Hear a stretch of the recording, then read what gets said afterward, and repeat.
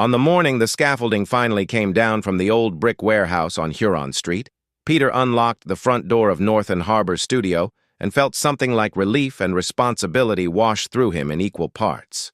The window. Stenciling, white serif letters that spelled out architecture and urban design, caught a clean slice of winter sun. The space wasn't new, but the studio felt renewed. Plants revived, shelves aligned, models dusted, the kind of order that suggested good work would happen here. He shrugged off his wool coat and checked his watch. 8:47. The staff meeting would be in 13 minutes, and the new project manager would join them for the first time. Peter had read Ethan's references until the sentences bled into one kind of praise. Calm under pressure, unflappable, the one you want when the ceiling starts to leak, and then he'd closed the file and told himself not to expect too much from a stranger. By 8:52, people trickled in with paper cups steaming and scarves trailing. The city had been a sheet of noise that morning. Inside, the studio held the softer hush of pencils and laptops warming. At 9 on the dot, the door opened, and Ethan stepped inside. Two things landed first for Peter: the quiet way Ethan carried himself, and the way he took in the room as if it might speak back. He was in his mid-30s, maybe, slate-gray sweater, neat dark hair, a posture that made him seem taller than he probably was. He wiped his boots on the mat, hesitated half a second like someone double-checking a map, then moved forward. "Ethan Grant," he said, offering a hand. "Peter Albright," Peter replied, accepting it. The handshake was firm, warm without trying too hard. They didn't linger. Work insists upon itself. But something about that moment was like finding a door where you'd believed there was only wall. In the conference room, the team settled, in around the long table that had once been a bowling alley lane. Trace paper unfurled across its surface like a river. Peter outlined the morning. A non-profit wanted a cultural center retrofit on the south side. The city had sent comments on the Harbor Walk lighting plan. The museum annex bid was due Friday. He spoke the way he tried to design: clear lines, open sight lines, room for air. When he handed the conversation over, Ethan stood, unrolled a small stack of plans, and began in a voice that fit the room. He asked 3 questions in a row that made the annex feel less like a project and more like a story with a problem to solve. How do you hold history without embalming it? How do you invite people in without asking them to pass a test? How do you light a space so the art and the people see each other with dignity? Heads nodded. Someone scribbled a note and underlined it twice.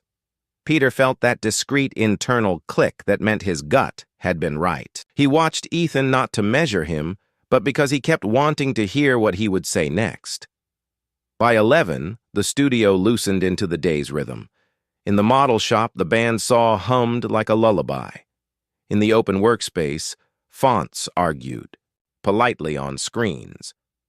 Peter moved through it like host and steward, adjusting a desk lamp here, signing a check there, making decisions that left fingerprints he hoped no one would see. Now and then, he caught parts of Ethan's day. Let's list risks in order of odds, not fear. And yes, but if it fails, how does it fail beautifully? Practical magic, the kind Peter trusted more than the flashy kind. Just after lunch, clouds muscled in from the lake and snow began to fall with theatrical commitment. The light turned pewter, and someone put on a playlist of cello and piano that made the studio feel like a snow globe. Peter stood at the front window for a moment, letting the quiet flex around him, when he heard the careful knock of knuckles on a doorframe. "Got a minute?" Ethan asked. "Always," Peter said, looking up. "What's the crisis?" "No crisis," Ethan said, and smiled. "I'm trying to understand how jurisdiction works on that empty lot next to the annex site. It looks like 3 owners. 2, aldermen and a haunted fence." Peter laughed, the warmth of it surprising him. "Haunted fences are my specialty. Walk me through what you've got." They bent over the plans, shoulders nearly touching, but not quite. the drafting lamps creating a bright island of work. Peter sketched while Ethan pointed, his hand precise. When their fingers brushed in the margin of a print, neither flinched, but both of them seemed to take a breath that landed deeper than usual. "I like how you think in contingencies," Peter said, capping his pen. "I like how you think in verbs," Ethan answered, tapping the sketch where Peter had written invite, shelter, return. "It makes the building do something besides pose." It would have been easy for that exchange to dissolve into the afternoon, into the slow gather of emails and meetings. Instead, the snow flexed its muscles and the lights flickered, then went out. A collective groan rose, affectionate and annoyed. Emergency backup illuminated the hallways in dim amber. Outside, the city had gone quieter than Peter had seen it in years. "Generator will kick in for the server," Peter called, projecting calm. "Let's shut down what we can. Call it early if you need to. I'll check the basement." "I'll go with you," Ethan said, already grabbing a flashlight. "Haunted fences, haunted basements, fits the brand." The stairs smelled faintly of wet stone and metal. In the mechanical room, the generator grumbled awake like an old dog. Peter checked gauges. Ethan aimed the beam where he needed it steady. It was mundane and oddly intimate, the way some ordinary tasks are when the world has dimmed and your senses move closer to the edges of things. "Have you always run your own shop?" Ethan asked, voice low. "The kind that doesn't wake the house." "Since I was 32, Peter said, which felt heroic at the time and foolish every other Thursday. Ethan's laugh bounced off the concrete. "I was 27 when I got handed my first big project. I thought leadership meant having every answer. Turns out it means asking better questions than surviving the answers." The generator settled into a reliable hum. They climbed back up, the stairwell a well of blue light. At the top, the view through the front windows stopped them. The street was a spill of white and hush, the kind of snowfall that asks everyone to speak softer. "You should get home before it gets worse," Peter said. Privately, he hated that he meant it. Also privately, he liked that he meant it. "I'm a 10-minute walk," Ethan said, pulling on his coat. He hesitated, then added, "Careful. There's a coffee shop on Ashland that hasn't learned how to make a bad latte. If you're still around in half an hour, I'll bring you one." Peter met his eyes. The attraction was a fact between them. But there were other facts, too. Titles and responsibilities, a team that trusted them for different reasons. He weighed it the way he weighed a cantilever, for what it might hold and what it might unbalance. "I'll be here," he said. Then, because he believed in naming things, he added, "And we'll keep the coffee about coffee, at least until we can talk about the other thing like adults." Ethan's smile was small and honest. "I like that plan," he said. "I like plans in general." When the door closed behind him, the studio felt larger and more particular. Peter stood for a moment in the suspended moment that happens after a decision you haven't fully made. Outside, the snow kept doing what snow does, quieting, covering, making the city, briefly, something softer than its reputation. Half and all. Hour later, the bell over the door jingled, and Ethan set a cup on Peter's desk, green scarf dusted with flakes, cheeks bright with cold. They stood there, two men with hot coffee and a long list of things to design, letting the warmth find their hands. "Okay," Ethan said, settling into the chair across from him, professional but not pretending this was only that. "About that other thing." Peter took a sip, the latte as perfect as promised, and nodded. "Let's draw the lines," he said, "and see what we can build." By morning, the city had ironed itself out of the storm. Sidewalks scratched with salt, tree branches glassy as if dipped in sugar. Inside Northern Harbor, the heat clicked and sighed to life. The studio smelled faintly of coffee, paper, and the metallic clean of snow dragged in on boots. Peter arrived early, brushed powder from the sill, and pulled a fresh roll of trace toward him. When Ethan came in, he closed the door gently behind him, as if not to startle the quiet. "Ready to draw," "The lines?" Peter asked. Ethan pulled off his gloves. "I brought a Sharpie," he said, then smiled in a way that made the room feel less wintered. He sat across from Peter at the bowling lane table, and between them the paper brightened.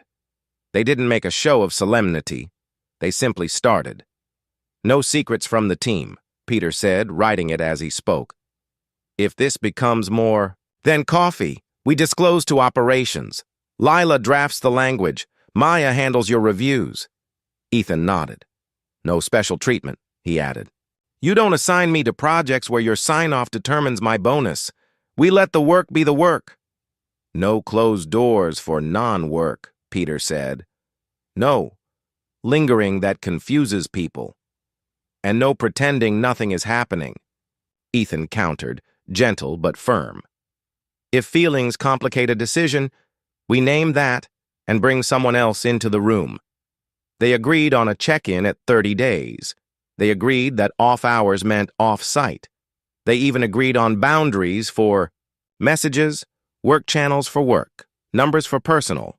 No blurring at 12:30 a.m. when judgment thins. Peter wrote each line with a neat architect's hand. When he finished, Ethan traced a finger along the inked words, not smudging, just sealing. "I like that we can say these out loud," Ethan said. "I like that we did," Peter answered, surprised by how much lighter he felt for choosing a clear road instead of pretending there wasn't one. The team drifted in, hats shaking snowflakes like confetti, and work resumed its practiced choreography. Peter stepped back from the annex bid review and handed the facilitation to Maya, who accepted it with a raised eyebrow that said she noticed everything and would be asking good questions later. Ethan presented schematic options with that steady, unshowy presence that let everyone else feel smarter. When praise landed, Peter made a point of letting it land on the team, not funnel through him. It was a small discipline, and it mattered. By midday, the sky had gone a kind of hard-rinsed blue. The annex site was 4 blocks away, and they walked it with their collars up. The haunted fence was only half a joke. The slats leaned like tired teeth, and someone had braided a string of faded ribbons through the chain links, a memorial to a street festival, maybe, or to years when the lot meant nothing and everything. Ethan stopped at the corner and looked, not at the building, but at the intersection. "A rival wants company," he said, half to himself. "A stoop that feels like a promise. Somewhere to wait without feeling like waiting is a lesser act." Peter thought of his first studio, shoestringed, and loud, and how strangers would sit on the steps just to be near the lights. "What if the annex has a threshold that belongs to the neighborhood even when the doors are locked?" he said. He drew a rectangle in the air, a canopy ribboned with light. They met a neighbor with a grocery bag and a careful gait. Mrs. Riley, she introduced herself, 3rd floor of the brick tenement across the alley, 54 years of watching this block forget and remember itself. Ethan didn't interrupt. He asked what she missed most when the old Union Hall had closed. "The bulletin board," she said without hesitation. "You knew who needed what. You knew whose kid finally got into college, who was taking in jars for the soup drive." Ethan wrote it in his notebook like it was as structural as a beam. On the way back, he said, "A wall that listens. We can build that." Afternoon brought a flurry of emails from the museum board. The bid due date moved up. A donor wanted to walk the site on Thursday. Could the lobby lighting plan show a softer color temperature? The plotter sang its slow song. Peter and Ethan fell into a rhythm that felt like choreography. He sketched, Ethan sequenced, Ethan called the expediter, Peter revised the phasing calendar. They swapped pens without asking. When a junior designer froze at her screen, Ethan crouched beside her, asked 3 questions that thawed the jam and never once reached for her mouse. Peter watched the care of it and felt admiration separate itself cleanly from everything else. It's good to be compelled by how someone works, he thought. It's safer than being compelled only by their mouth. By 6:30, the studio thinned to quiet. Snow at the curbs had turned to low walls of gray. Peter stood to stretch, and his back popped like a small fire. He looked over. Ethan was rubbing his eyes, then catching himself, as if recalling the new rules and the audience they deserved. They were alone, but not hiding. "Walk?" Peter asked. "Please," Ethan said. "My brain is vibrating." They suited up and stepped into the cold. The evening had the kind of clarity that makes every sound exact. The distant rattle of the L, a bus sighing, a dog's collar jingling. They headed south past the bakery that kept odd hours and the bookstore that kept saner ones. At Ashland, they paused outside the coffee shop's steamed windows. Inside, a kid in a beanie laughed into a laptop. A woman read with her head tilted like listening. "Tell me something you didn't put on your resume," Peter said as they continued on. Ethan considered. "I alphabetize spices but never books. I once built a treehouse that survived 3 winters because the neighborhood kept caring for it. My last relationship ended because we were excellent at talking about logistics and bad at talking about fear." He looked over, not apologizing for the honesty. "You?" Peter exhaled a laugh that fogged and vanished. "I used to run along the river every day and stopped when the business got loud. I tell myself I didn't have time, but maybe I didn't want to hear what my body would say. I had a partner through most of my 30s. We were decent. We were... careful. We were asleep at the wheel. They reached the corner where their paths would split. Ethan east, Peter west. A streetlight hummed. Above them, the sky darkened to the color of slate rubbed with chalk. "So," Ethan said, a half smile. "The word a hinge." "So," Peter echoed, his own smile answering. The rules lived between them, inked and simple. The city lived around them unbothered. Peter felt the tug of wanting and the soft insistence of the agreements they'd made. He stepped closer. Not enough to break anything, enough to see the flecks of lighter brown in Ethan's eyes. "I'm tempted," he said, because naming things had been their north. Ethan's breath lifted, visible. "Me too," he said. He looked down, then up again, decision settling. "Can we count this as off-site?" Peter laughed at the precision of it, the way care could be a kind of desire. "We can," he said. And then he did the simplest thing. He leaned in and kissed, him once slow, brief, a promise, rather than an invasion. They parted like two people who liked what they'd chosen and were not going to ruin it by pretending otherwise. "Tomorrow," Ethan said. "Tomorrow," Peter agreed. They turned and walked in their separate directions, backs warmed, rules intact, a new line drawn that felt less like a limit and more like a beginning. They did not pretend the kiss hadn't happened. They let it be part of the morning, like the thermostat's soft tick and the hiss of the espresso machine, a detail folded into the day's larger architecture. Ethan arrived with the same measured stride, and Peter greeted him with the same steady warmth. If anything, the air felt clearer. At 9, they pinged Lila. She arrived with a legal pad and a stare that knew where the traps lived. Operations had saved Peter more than once. She had the practical skepticism of someone who ran the plumbing of trust. "So," she said, taking the chair at the bowling lane table, "you're telling me before I hear it from Slack." "We are," Peter said. "We've drafted boundaries. We want your oversight." Ethan slid the page across. Lila read without hurry, making small marks with a pencil that had been sharpened to a surgeon's point. "Disclosure?" she asked. "Now," Peter said. "And to HR after this meeting." "Reporting lines?" "Maya takes Ethan's reviews and approvals," Ethan answered. "I'll recuse from anything that touches his bonus. We've listed projects where my signature can be lopped off the decision tree." "Perception," Lila said, the word landing like a level on a table. "No closed doors," Peter said. "No one wonders why we're in a room. No late-night one-on-ones in the office." "And if it melts down?" Lila's tone was neutral. The question wasn't cynical. It was structural.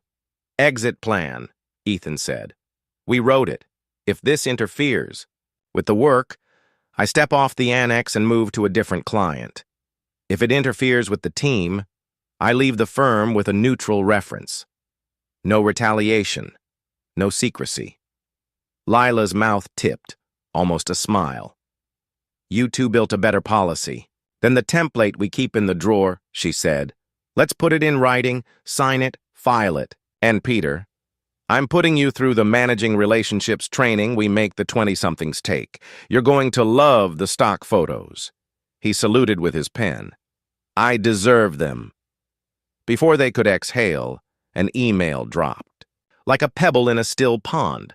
The museum donors wanted a site walk that afternoon, and the board chair's note ended with the sentence that architects learn to dread. We are increasingly concerned about cost. Value engineering season, Ethan said. Bring a coat and a spine. They met the board at the lot. The haunted fence had fallen further into rumor. Trenton, the chair, wore an elegant scarf and the pallor of someone used to making requests. That sounded like favors. He pointed at the drawings, tapping the stoop and the community bulletin wall like a boxing coach testing weak ribs. This is lovely, he said, but perhaps ornamental. The public will come for the exhibits. Do we need a sofa for the sidewalk? It's a threshold, Ethan said, not raising his voice. It changes whether people think the building is for them before they ever touch the door. It's the part you can't measure until the neighborhood uses it. We don't get donor points for a bench, Trenton said. Mrs. Riley appeared as if conjured by the word neighborhood, grocery bag looped over her wrist. She stood near them and listened, unsummoned, not shy. When there was space, she stepped in like someone taking a lane in traffic with exact lawful courage. You put up that wall, she said, and we'll fill it. Lost dogs, dance lessons, a potluck after the first exhibit opens. You don't, and we'll still be here, just with fewer reasons to stop. Trenton blinked. Peter watched Ethan turn slightly to give her the floor, then back to the drawings to offer an alternative. Cut 6 feet from the canopy depth, switch the specified stone on the east elevation to brick that matched the original, haul, and save lighting dollars by using a softer, continuous run at the threshold rather than a grid that pretended to be stars. You'll get your savings, Ethan said. You just won't get them by amputating the part that tells people they belong. Peter could have stepped in. He didn't. He let the manager manage.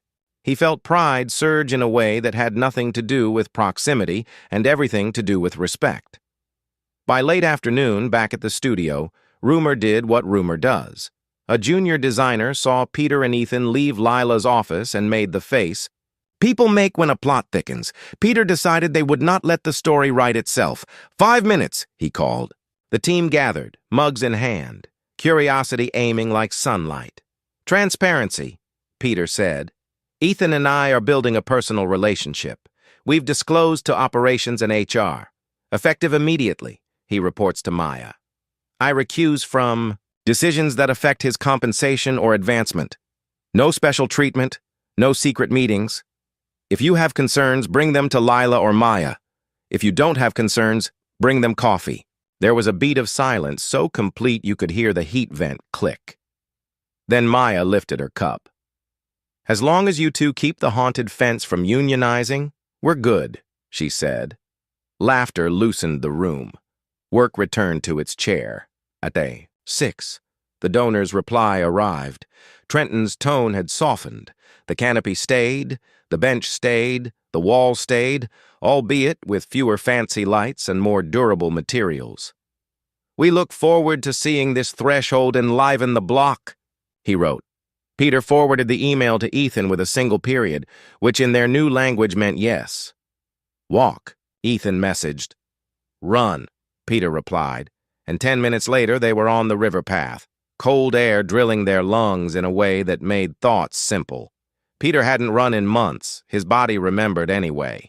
Ethan paced them under the metal ribs of the bridges and past the grumpy surf of the upstream weir. Snow rimmed the banks. The city threw itself up in lights and then swallowed them again. They stopped under a rusting truss and breathed for a while. Steam lifted off them, like they were small factories of heat and purpose. Peter looked at him and felt the day's puzzle pieces settle. "Thank you for today," he said. "For the wall, for the donors, for how you let Mrs. Riley tell the story?"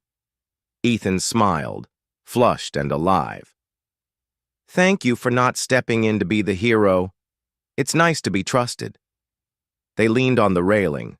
Sometimes quiet has the exact weight of intimacy without touching it. Then Ethan said, "Careful. I keep thinking about the part where this could be bad for me.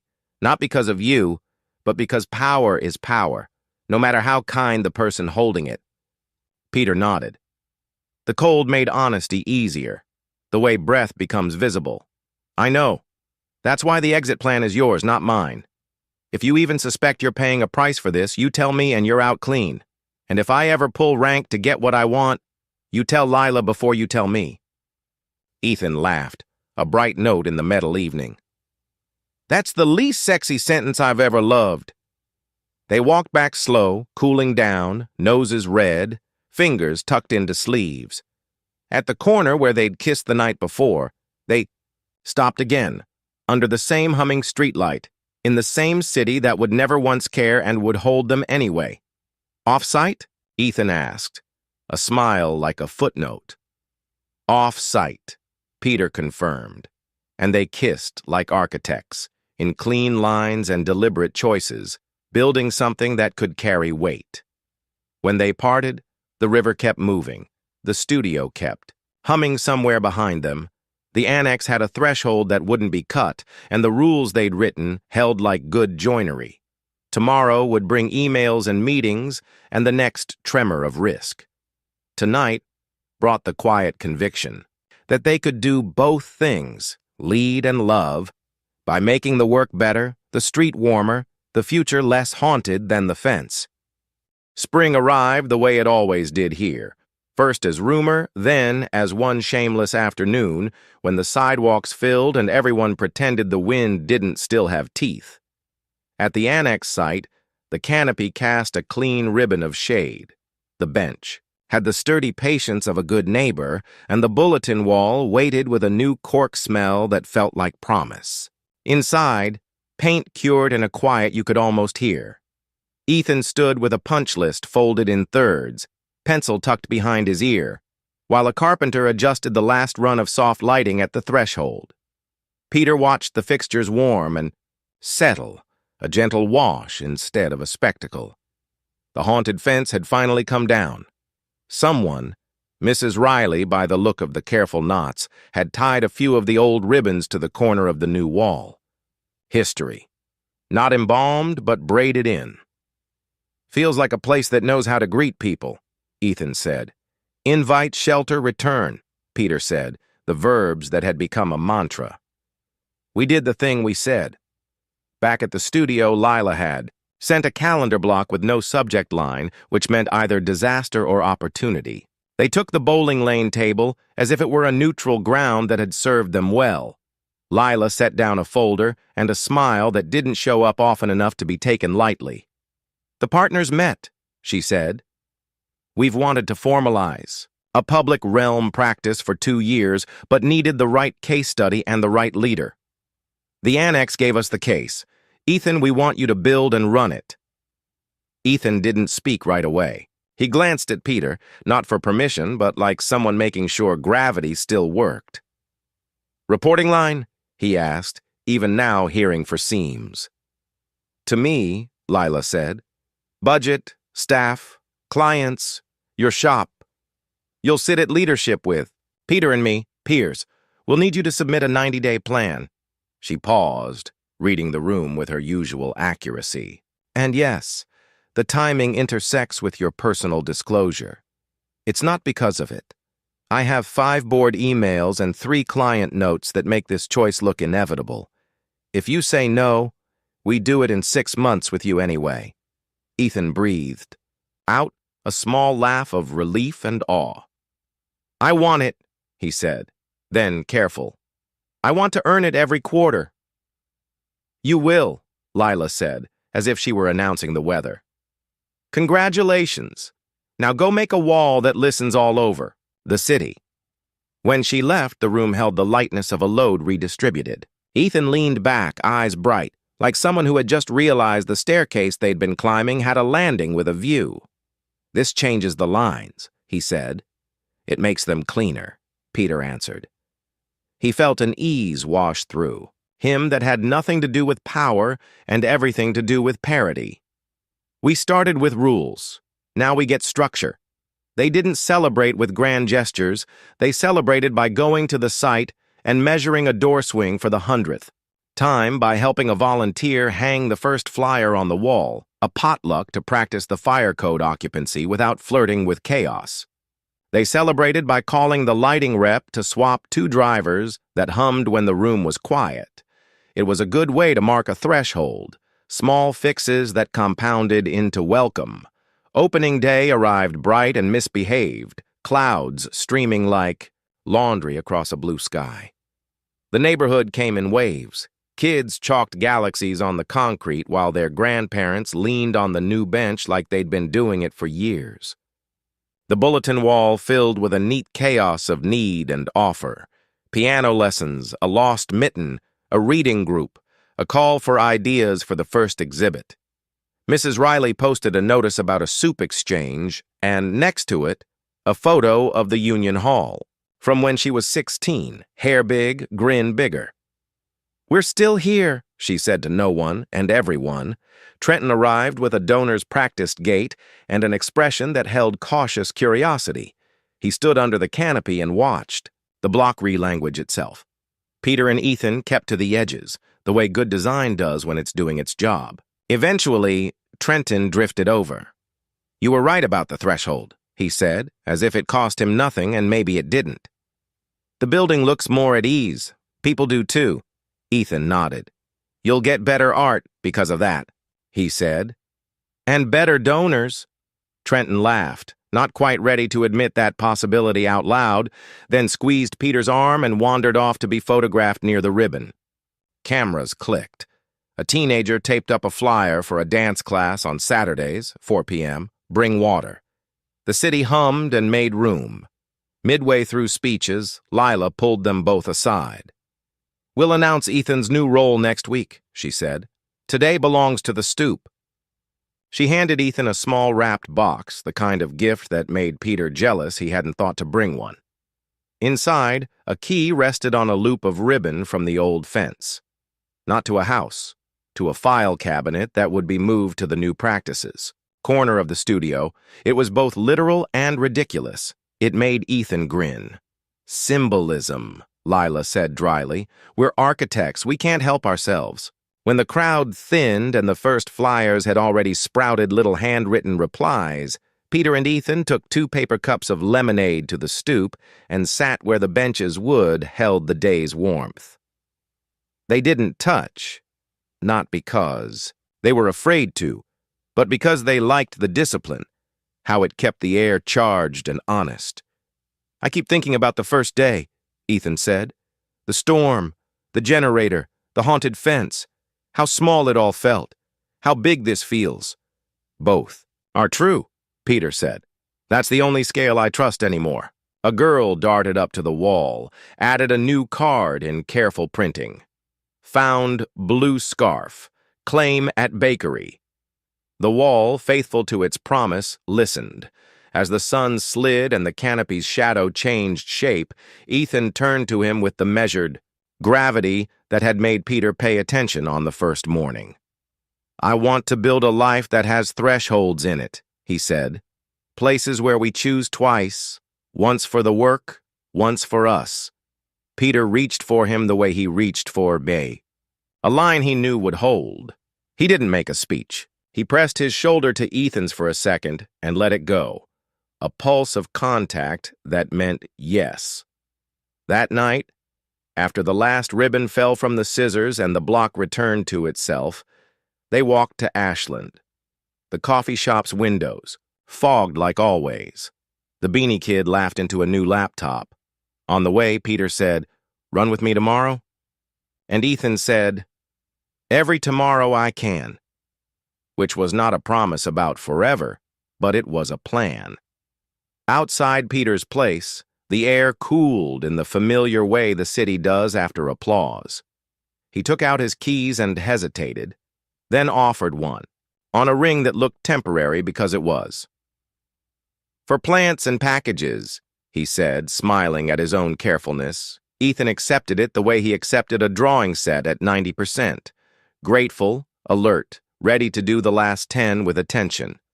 "For the wall and the bench," he said, which didn't make literal sense and made all the sense. They kissed, not like a finale, but like a check-in. The lines they'd drawn held, the work they'd made held, the street held.